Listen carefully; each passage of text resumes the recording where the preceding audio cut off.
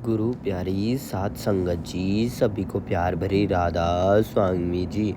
संगत जी, आज की साखी एक आदमी था जो कि बहुत गरीब था। उसके पास 2 वक्त की रोटी का इंतजाम करना भी कठिन हो रहा था। किसी बड़े विद्वान ने उसको बताया कि पिछले जन्म में वह एक राजा था और उसने अपनी प्रजा के साथ बहुत अन्याय किया था। किसी की भी जमीन हड़पना, तरह तरह के करके आरोप लगा देना, इससे वह अपने खजाने भरता गया और एक दिन उसकी मृत्यु हो गई। इस जन्म में इतनी गरीबी उसके किए गए पिछले जन्म के पापों के कारण है, जो उसको भुगतान करना ही पड़ेगा। क्योंकि भगवान जी ने जिसकी किस्मत में सुख लिखा दिया है उसको सुख, और जिसकी किस्मत में दुख लिख दिया है उसको दुख भोगना ही पड़ेगा। क्योंकि भगवान जी का लिखा स्वयं भगवान जी भी नहीं बदल सकते। यह बात सुनकर उसने मान लिया कि अब उसको पूरा जीवन ऐसे ही काटना होगा, क्योंकि पिछले किए गए पापों का फल भोगना होगा। एक दिन वह गरीब इंसान भूखे के मारे इधर उधर भटक रहा था कि उसकी नज़र राधा स्वामी सत्संग घर में पड़ी, जहाँ लोगों को भोजन खिलाया जा रहा था।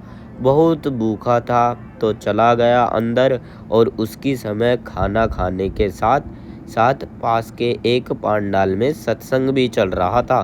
संगत जी, सत्संग की कुछ बातें उसके कानों में पड़ गई। उसको सत्संग में कई बातें बहुत अच्छी लगी। वह रोज सत्संग जाकर बैठ जाता था और पूरे मन और तन से सत्संग सुनता। सत्संग घर में खूब सेवा करता। धीरे धीरे उसके नामदान के लेने की अर्जी लगाई और उसको नामदान भी मिल गया। वक्त बदला, उसके हालात भी बदलते चले गए। उसकी आर्थिक स्थिति में भी सुधार भी होता गया।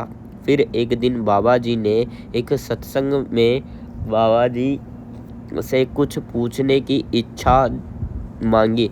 बाबा जी ने प्रेम स्वरूप बोले, पूछो जो मन में सवाल है। तो उस सत्संगी ने बाबा जी से पूछा कि बाबा जी, आप ने सत्संग में फरमाया था कि जिसके हिस्से में जो लिखा हुआ है उसको वही प्राप्त होता है, और जिस समय लिखा गया है उसी समय प्राप्त होगा।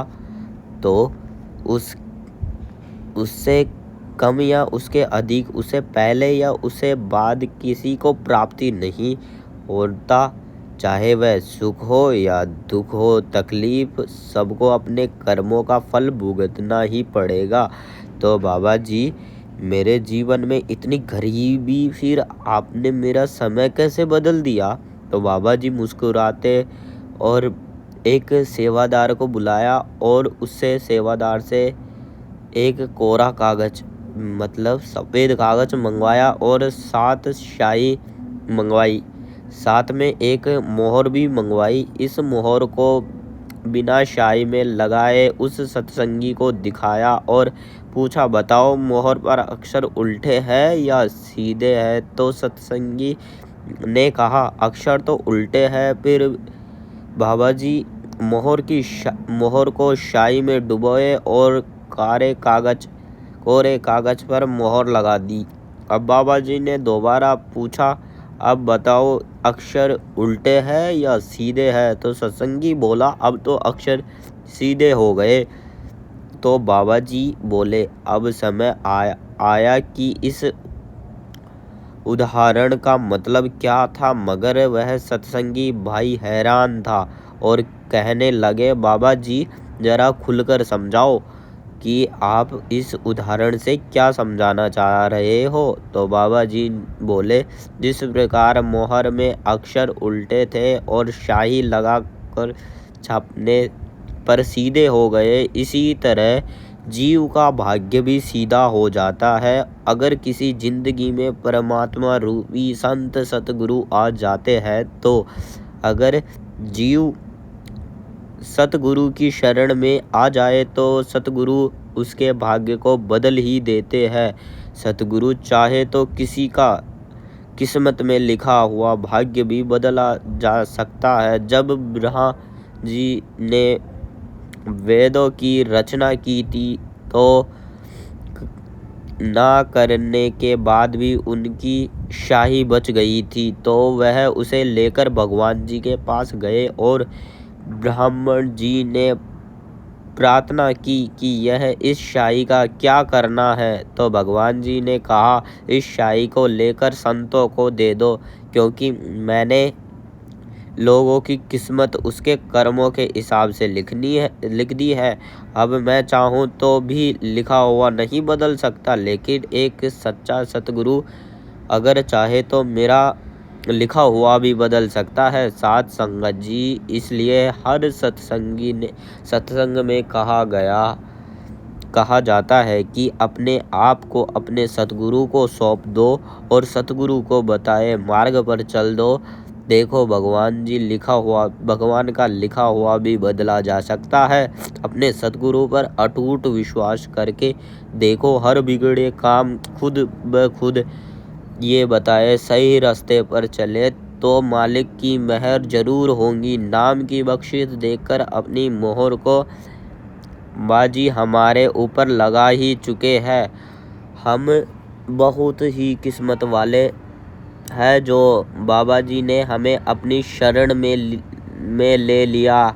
हमें उस कुल मालिक का शुक्राना करना चाहिए जिसे हम ऐसी जगह पैदा किए जहां मालिक की दया मेहर शुक्रान की बातें होती है और जहां हम हर वक्त उस कुल मालिक की मौजूदगी का एहसास करते हैं। अपने आसपास मालिक की मेहर का महसूस करते हैं। कुल मालिक की मेहर सतगुरु की इतनी प्यारी बातें सुनकर हमारे विश्वास इतना बढ़ जाता है, तो क्या हमारे सतगुरु हमारे बाबा जी इस प्यार और विश्वास की लाज नहीं रखेंगे? जरूर रखेंगे। बाबा जी हमारे ऊपर कोई भी परेशानी कैसे आने दे सकते हैं? विश्वास करके तो देखो, विश्वास में इतनी ताकत है कि पूरी कायनात ही पलट जाती है। इसके साथ आज की यह साखी हमारी यही समाप्त होती है।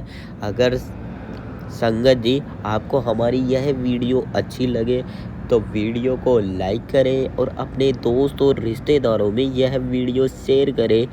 और कौन कौन कहाँ से देख रहा है हमारी साखी को, तो यह कमेंट करें।